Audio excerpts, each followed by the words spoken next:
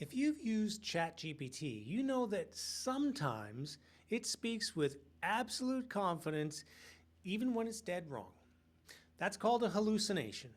And to reduce hallucinations, a new paper says it's best to let models admit, I don't know.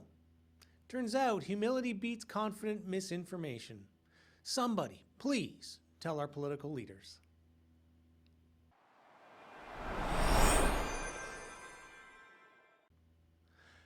Newly coined categories like decarbonized oil or global climate competitiveness sound impressive, but look, let's be clear. These aren't established industries or even recognizable categories. They're inventions, hallucinations, if you will. And when governments bet billions of tax dollars on hallucinations, the consequences can be a nightmare. Northvolt is the current example, of course. You might remember that in 2023, Ottawa and Quebec pledged $7.4 billion to Sweden's Northvolt to build an EV battery plant. Quebec advanced $510 million up front, $270 million in equity. That's now a total loss, and another $240 million in land loans that looks impaired at the least. Northvolt just declared bankruptcy, leaving Canadian investors holding the bag.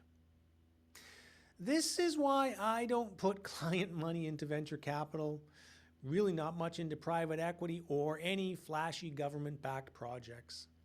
The risk-reward trade-off just doesn't belong in your retirement portfolio. Humility and discipline, they keep you solvent. Here's another one. A big bet on unproven technology. Pathways Alliance Carbon Capture Project.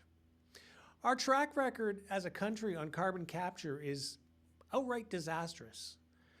Genesee was cancelled, Boundary Dam underperformed, and the Alberta Carbon Trunk Line has lagged targets.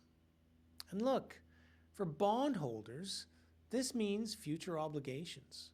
For currency investors, it means fiscal credibility risks down the line. And for all of us as taxpayers, it's going to mean higher deficits. What about the Churchill LNG port? It's just another example. Shipping LNG through 927 nautical miles of Arctic ice would require at least 4 to 5 icebreakers per cargo and cost up to somewhere around $70 million per shipment. That's 5 to 7 times the normal cost of transportation. That's not a strategic infrastructure investment. That's a fiscal hallucination, only possible with endless subsidies. And those subsidies always come from the same place, taxpayers. Look, my job is to protect what you've already earned. That means focusing on proven companies with sustainable cash flow and avoiding speculations and private ventures. Just as AI is learning that sometimes the smartest answer is, I don't know, portfolio management always follows the same rule.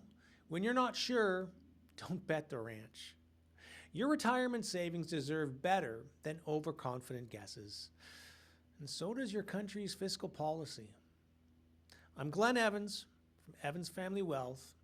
We're here to help.